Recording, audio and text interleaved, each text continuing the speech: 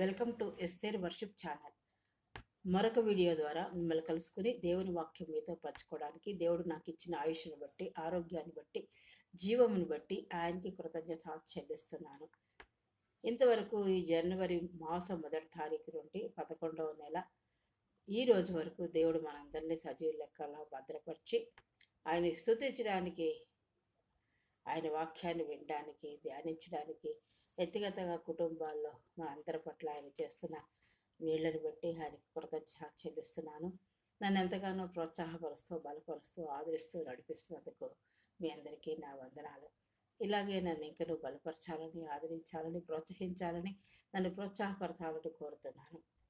ఈరోజు మరొక వాక్యం అంటే ఆదికాండం 11వ అధ్యాయము చూసుకుందాం. 11వ అధ్యాయం మొదటి నుంచి చూసుకుంటే మనకి తెలుస్తుంది. 11వ అధ్యాయం చిన్న ప్రార్థన చేసుకుందాం. అత్యంత మహాపరిశుద్ధుడు, ప్రేమమేడు, కృపామేడు, దయామేడు మన ప్రభువా, మీ అపరించి పాదములకు లెక్కలేని స్థుతులు, స్తోత్రాలు, వందనాలు చెల్లించుకుంటూ నీ పాద సన్నిధానానికి వచ్చినానైనా ఈ వాక్యాన్ని వివరించటకు 11వ అధ్యాయంలోని ఆదికాండం 11వ అధ్యాయంలోని అంశాలు వివరించడానికి నాకు జ్ఞానం సరిపోదు.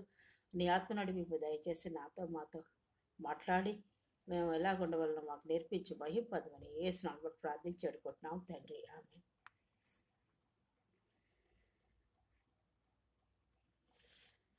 ఈ 11వ అధ్యాయంలో ద టవర్ ఆఫ్ బాబెల్ గోపురం కట్టాలని ఆ ప్రజలు అనుకున్నారు. నోవా వంశావళి అలా జనులు వరదలతో అభివృద్ధి చెందుతూ ఉంటే ఆ బాబెలు నగరాన్ని వాళ్ళు ఒక గోపురాన్ని కట్టాలని, నగరాన్ని కట్టాలని వాళ్ళు అనుకున్నారు. అయితే ఈ బాబెలుకి బాబిలోనియాకి సంబంధం ఉంది మాట.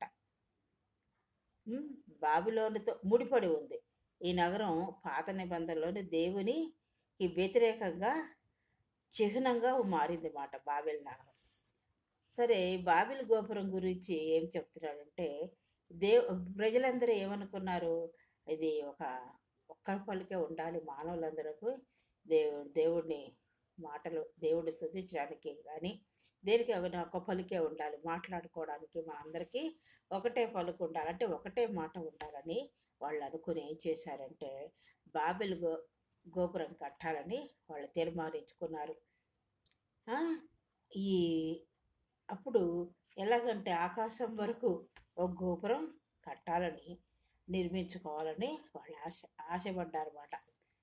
ఇందులో మనకి ఏ విద్యం తెలుస్తుందంటే దేవుడు ఏం చేశాడు, ఆ మానవ జాతి భాషలను తారుమారు చేశాడు అట, గందరగోళపడి. అందరికీ ఒకటే భాష కాదు, ఒకటే ఇది కాదు. ఆయన చిత్తం ఏంటంటే సర్వప్రపంచం మానవ జాతి అభివృద్ధి చెందాలని, విస్తరించాలని. కాబట్టి ఆయన ఏం చేశాడు, భాషలను తారుమారు చేసేటట్లుగా మనం ఆ అధ్యాయంలో చూస్తాం. చూడండి, అందరికీ ఒకటే భాష ఉందా? మన దేశంలో చాలా భాషలు ఉన్నాయి, ప్రపంచంలో అనేకమైన భాషలు ఉన్నాయి.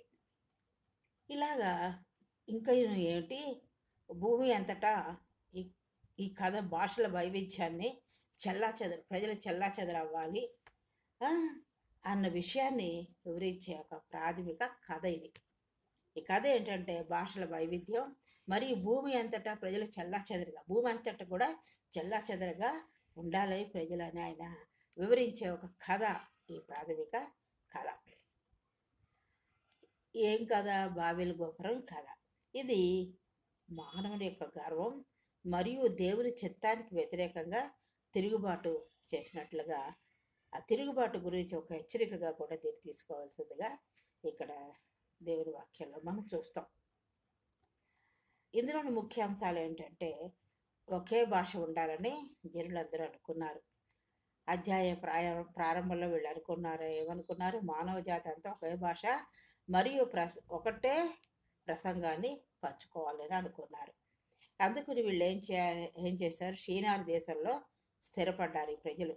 మరియు తమకు తాముగా పేరు సంపాదించుకోవాలని, మనమే పేరు సంపాదించుకోవడానికి వాళ్ళు ఏం చేశారు, చెల్లాచెదరగా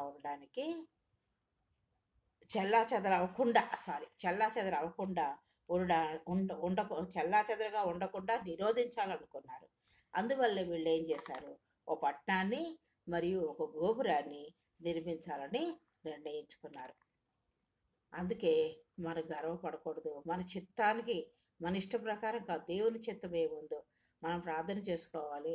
ఏ విషయంలో అయినా దేవుని చిత్తాన్ని కూడా మనం గమనించుకోవాలి. ఆయన చిత్తం వేరుంది, వీళ్ళ చిత్తం వేరుంది. అయితే ఓ పట్టణాన్ని మరియు గోపురాన్ని నిర్మించాలని నిర్ణయించుకున్నారు.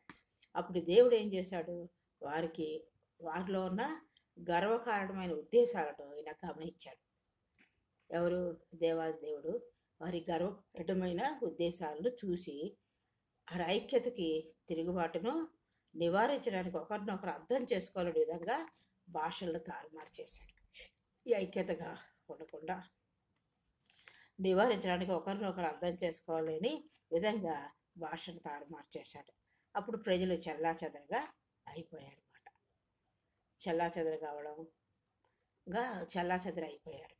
చూసారా, దేవుడు మనలో గర్వం ఉందో, మనం ఎలా చేస్తున్నామో, ఏ ఉద్దేశంతో చేస్తున్నామో అదన్నీ ఆయన గమనిస్తాడు. హృదయాంతరంగాల్ని పరిశీలించే దేవుడు ఆయన. కాబట్టి మనం మన స్వార్థపూరితంగా చేస్తున్నామా, నిస్వార్థంగా చేస్తున్నామా, గర్వంగా చేస్తున్నామా ఆయన గమనించే దేవుడు అన్నాడు. మరి నీవు, నేను, మనం అందరం మన హృదయంలో గర్వం ఉందా, మోసం ఉందా, మరి ఎలాంటి ఉద్దేశాలు కలిగి మనం దేవుని పని కానీ ఏది కానీ చేస్తున్నామా అని మనం గమనించుకోవాల్సిన వారమై ఉన్నాం. వారు ఇకపై సంభాషించుకోలేకపోవడంతో దేవుడు ప్రజలను భూమి అంతటా చెదరగొట్టాడు. అందరూ ఒకటే భాష మాట్లాడుకోకుండా చెల్లాచెదరైపోయారు. కాబట్టి చెల్లాచెదరు చేశాడు దేవుడు. భూమి అంతటా, సర్వప్రపంచం అంతటా కూడా ఆయన ప్రజలను చెదరగొట్టాడు. మరియు నగర నిర్మాణం ఆగిపోయింది. గోపురం నిర్మాణం కూడా ఆగిపోయింది. దేవుడు తలుచుకుంటే చేయగలడు, అసాధ్యమైన కార్యాలు చేయగలడు. సాధ్యమైన కార్యాలు, సాధ్యం కాని అసాధారణమైన కార్యాలు ఆయన చేయగలడు. కానీ గర్వంతో మనం దేవుడి కంటే హెచ్చైపోవాలి, దేవుని కంటే గొప్పవాళ్ళం అయిపోవాలి మనం అని సొంత నిర్ణయాలు తీసుకున్నప్పుడు దేవుడు ఆ కార్యాలను చేయడని ఈ అంశం ద్వారా మనం గమనిస్తున్నాం. బాబేలు అనే పేరు ఆ నగరానికి ఎలా వచ్చిందంటే బాబెల్ అని పేరు పెట్టారు. దానికి బాబెల్ అని పేరు పెట్టారన్నమాట ఆ నగరానికి. ఎందుకంటే అక్కడే ప్రభు మొత్తం ప్రపంచ భాషను, అంటే హీబ్రూ పదజాలాన్ని గందరగోళం చేశాడు. ఈ బాబేలు పేరు పెట్టారు కదా వీళ్ళు ఆ నగరానికి. అక్కడే ప్రభు మొత్తం ప్రపంచ భాషను, హీబ్రూ పదాలని అన్నిటినీ గందరగోళం చేసినట్లుగా చూస్తున్నాం. కాబట్టి మనం ఏం నేర్చుకుంటున్నాము? బాబెల్ నగరం బాబిలోనుతో ముడిపడిందని నేర్చుకున్నాం. ఈ నగరం పాత నిబంధనలో దేవునికి వ్యతిరేక చిహ్నంగా మారిందని మనం తెలుసుకున్నాము. దేవుని ప్రణాళిక వేరు, మన ప్రణాళికలు, మన చిత్తాలు వేరు. దేవుని ఉద్దేశాలు, దేవుని చిత్తాలు వేరు, మన చిత్తం వేరు. మన పట్ల ఆయన యొక్క ఉద్దేశాలు, చిత్తాలు ఉన్నతంగా ఉంటాయి. ఆయన ఉద్దేశం వేరు. ఇక్కడ తారుమారు చేసింది. ఎందుకంటే వాళ్ళు గర్వంతో దేవుడికి వ్యతిరేకంగా చేశారు. కాబట్టి ఆయన జోక్యం కలుగజేసుకుని ఆయన ఉద్దేశం నెరవేర్చడానికి ఆయన ఏం చేశాడు? చెల్లాచెదరు చేశాడు. భాషలు చెల్లాచెదరు చేశారు. ప్రజలందరూ చెల్లాచెదరు అయిపోయేగా చేశారు అన్నమాట. ఒకరి భాష ఒకరికి అర్థం కాకుండా చేశాడు దేవుడు. ఆ నగర నిర్మాణం ఆగిపోయింది. బాబెల్ గోపుర నిర్మాణం ఆగిపోయింది. ఈ మానవాళిని విస్తరించే భూమిని నింపాలని దేవుని ప్రణాళిక ఆది కాండంలో చూసినప్పుడు ఆదాముతో చెప్పింది ఏంటి? భూమిని విస్తరించి, మీరు ఫలించి అభివృద్ధి చెంది భూమిని విస్తరింప చేయమని ఉంది. దానిని ఆపాలని వీళ్ళేదో ఒకేలా ఉండాలి, ఒకే భాష మాట్లాడాలని గర్వంతో వీళ్ళు దేవునికి వ్యతిరేకంగా ఉద్దేశం నెరవేర్చుకోవాలని చూస్తే దేవుడు ఏమో ఊరుకుంటాడా? ఆయన ప్రణాళిక వేరు. ఆయన భూమిని నింపాలని, విస్తరింప చేయాలని, అభివృద్ధి చేయాలని ఆయన చిత్తం. కాబట్టి దేవుని ప్రణాళికకు నిదర్శనంగా ఇది కనిపిస్తోంది. అంటే తనను ధిక్కరించడానికి, ఒకే చోట గుమిగూడడానికి విరుద్ధంగా ఉందన్నమాట. ఏంటి? తనను ధిక్కరించడానికి, ఒకే చోట గుమిగూడడానికి విరుద్ధంగా ఉందన్నమాట. ఆయన చిత్తం అన్ని చోట్ల సర్వప్రపంచం వ్యాప్తి చెందాలి. కాబట్టి మనం ఎలాగున్నామో పరీక్షించుకోవాలి. మన ఉద్దేశాలు ఎలాగున్నాయి? దేవునికి వ్యతిరేకంగా ఉన్నాయా? దేవుని ఉద్దేశాలు, దేవుని తలంపులు, దేవుని ప్రణాళికలకు అనుగుణంగా మనకు కావలసిన వాటితో ఇతరుల గురించి ప్రార్థిస్తూ ఉన్నాము. ఆయన ఉద్దేశాలకు, ఆయన చిత్తానికి వ్యతిరేకంగా ఉన్నాయా మన తలంపులు? గర్వంతో కూడినవా ఉన్నాయా? మనం పరీక్షించుకోవాల్సిన వారమైన దేవుడు ఒక హెచ్చరిక చేశాడు. దేవునికి వ్యతిరేకంగా తిరుగుబాటుతనంగా ఏది చేసినా అది ఫలించదు అని మనం నేర్చుకున్నాం. కాబట్టి మనం ఈ వాక్యాన్ని ద్వారా మనం హెచ్చరింపబడ్డాం. దేవుని చిత్తానికి, దేవుని ప్రణాళికకి, దేవుని ఉద్దేశానికి మనం అనుగుణంగా మనం అటువంటి ఆత్మశక్తిని కలిగి, అటువంటి వివేచన జ్ఞానం కలిగి ముందుకు సాగిపోవాలని కోరుతూ ఈ వాక్యాన్ని నేను ముగిస్తున్నాను.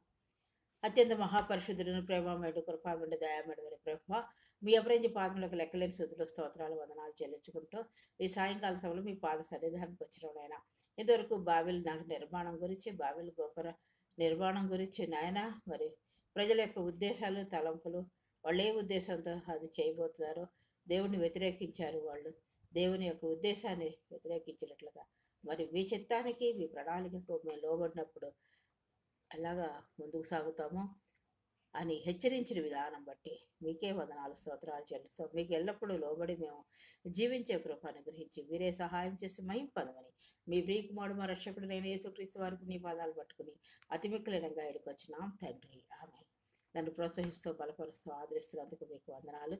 ఇంకా నన్ను ప్రోత్సాహపరచాలని, నన్ను ముందుకు నడిపించాలని, లైక్ చేయాలని కోరుతూ, ఎందుకో మీ ప్రోత్సాహం నాకు కూడా అవసరం కావటం నన్ను బలపరచాలని కోరుతూ ఈ వాక్యాన్ని నేను ముగిస్తున్నాను. నా గురించి, నా కుటుంబం గురించి, నా బిడ్డల గురించి మీరు ప్రార్థన చేయండి. మీ గురించి, మీ బిడ్డల గురించి, మీ కుటుంబాల గురించి మన రక్షణ జీవితంలో ముందుకు సాగిపోయేలాగా మనందరం ఒకరికొకరు ప్రార్థన చేసుకుంటూ ముందుకు సాగిపోవాలి. అటు విధంగా నా గురించి, నా కుటుంబం గురించి ప్రార్థన చేయాలని కోరుతూ ఈ వాక్యాన్ని ముగిస్తున్నాను. దేవుడు మిమ్మల్ని అందరినీ దీవించుగాక. ఆమేన్.